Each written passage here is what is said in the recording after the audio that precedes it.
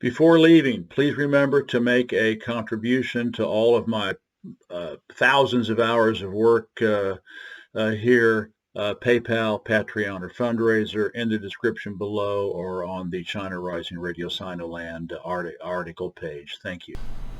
Hello everybody. On this anniversary, 22 November, why John F. Kennedy was killed by the deep state in America's first coup d'etat, special featured chapter from book number 2 of the China trilogy, China Rising, Capitalist Roads, Socialist Destinations. Pictured above, 9/11 was America's second coup d'etat. JFK's removal from office was the first. Note before starting, after writing my first book of the China trilogy, 44 Days Backpacking in China, I realized that I made historical errors about the Mao era and furthermore had a sneaking suspicion that it was Western propaganda brainwash that was keeping blinders on my brain. As a result, for the next 2 years, I did thousands of hours of research in English, Chinese, and French from a broad spectrum of sources to find out the truth. The result was China Trilogy Book number 2, China Rising, Capitalist Roads, Socialist Destinations. In spite of the title, the first 100 pages summarized all I learned about the West as a compare and contrast set piece to the rest of the book, which dug deep into the story of the Chinese people's amazing 5,000 years of development, innovation, and governance.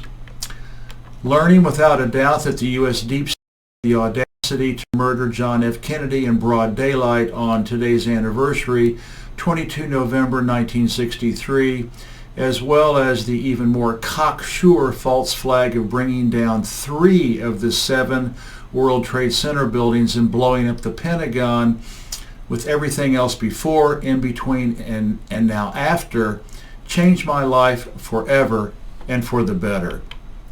One final note, after publishing China Rising, I forgot to include his plans to abolish the oil depletion tax allowance, which over the last century has put hundreds of billions of dollars into the trillionaire petro-banking family's back pockets at the expense of U.S. taxpayers.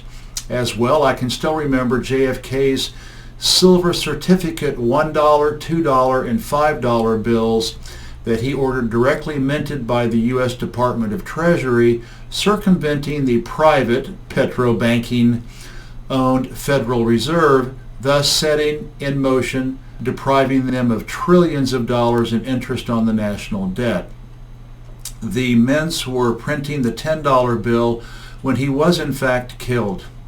And I actually have a framed JFK $2 bill in storage back home. To honor the man and mourn his brazen slaughter, herewith is the chapter about his assassination from China Rising. Enjoy.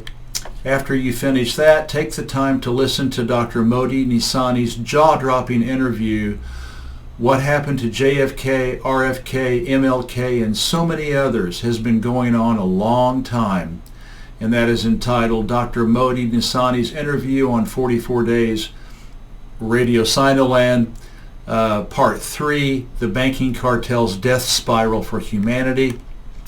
And it's not just politicians. You really need to watch, listen to, read John Potash's mind-blowing interviews. The first one, John Potash talks about his explosive book, The FBI War on Tupac Shakur and Black Leaders, U.S. intelligence's murderous targeting of Tupac, MLK, Malcolm, Panthers, Hendrix, Marley, rappers, and linked ethnic leftists. And then his other interview and book, you should buy the books, they're just amazing. John Potash talks about his explosive book, Drugs as a Weapon Against Us, the CIA's murderous targeting of SDS, Panthers, Hendrix, Lennon, Cobain, Tupac, and other activists. All right. Here we go. Here is the article, and the chapter was entitled, On This 9/11 Anniversary, Why John F. Kennedy was killed by the deep state in America's first coup d'etat. My, how times have changed. Listening to JFK give a speech on April 27, 1961 to the American Newspaper Publishers Association, and then watching his commencement address to the American University in 1963, it is easy to see why America's deep state removed him from office in a coup d'etat on November 22, 1963. While the journalists in the crowd undoubtedly thought JFK was talking here below about the Soviet Union, looking back on history since then, one has to believe that he was talking about his own country's deep state, America's CIA, FBI, NSA, DIA, Joint Chiefs of Staff, mafia government. After all, he had fired the assassination and government overthrow maniac Allen Dulles as head of the CIA in 1961, promising, and Kennedy wrote, "I want to splinter the CIA into 1,000 pieces and scatter it to the winds." As the true puppeteers and heads of the American state, the CIA was not about to let this happen. Furthermore, he refused to nuke Cuba, did not support the Bay of Pigs invasion, compromised with Khrushchev on the Cuban Missile Crisis, signed a nuclear test ban treaty with the Soviets, sold them wheat on credit, not to mention his refusal to approve the CIA and the Joint Chiefs false flag Operation Norwoods. Kennedy had signed an executive order to remove all U.S. forces from Southeast Asia and was secretly negotiating with Castro and Khrushchev to develop a U.S. plan for world peace. He also supported the neutralist Sukarno in Indonesia, as well as the nationalist African president of Ghana, Kwame Nkrumah. Sorry about that. For America's military-industrial deep state complex, JFK was a traitor and a capitulator. For the CIA and Joint Chiefs of Staff, coexistence was not an option, only total war and total victory. Not to mention his Attorney General brother, Robert, was tearing mafia families' new rectums, thus engendering the hatred of the CIA's right-hand partners in crime, La Cosa Nostra. Here is what Kennedy said to the journalists that day. "We are opposed around the world by a monolithic and ruthless conspiracy that relies on covert means for expanding its sphere of influence, on infiltration instead of invasion, on subversion instead of elections, on intimidation instead of free choice, on guerrillas by night instead of armies by day.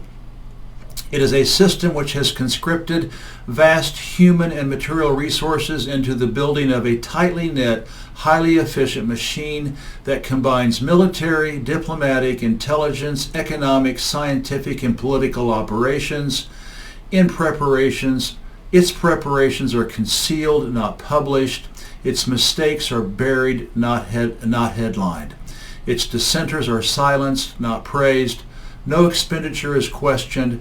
No rumor is printed. No secret is revealed." Sound familiar today? And if you go to this article on China Rising Radio Sinoland, I have you can listen to and read the full transcript of Kennedy's 1961 speech to the journalists. During his 1963 commencement speech, JFK pleaded for peace the way Presidents Clinton, Bush 1 and 2, and Obama lust for war. He announced sweeping treaty talks with the Soviets in tandem with Harold Macmillan, the conservative prime minister of Britain at the time. For American empire, whose domination of the world depended on total war, Kennedy's sentiments expressed in this address were tantamount to treason. Eerily, many of the points he brought up in this talk about what the United States would never do around the world were already happening through the evil offices of the deep state, and which have exploded exponentially since 1980. And you can listen to his commencement address at the link provided on my article. And if you're listening to SoundCloud, YouTube,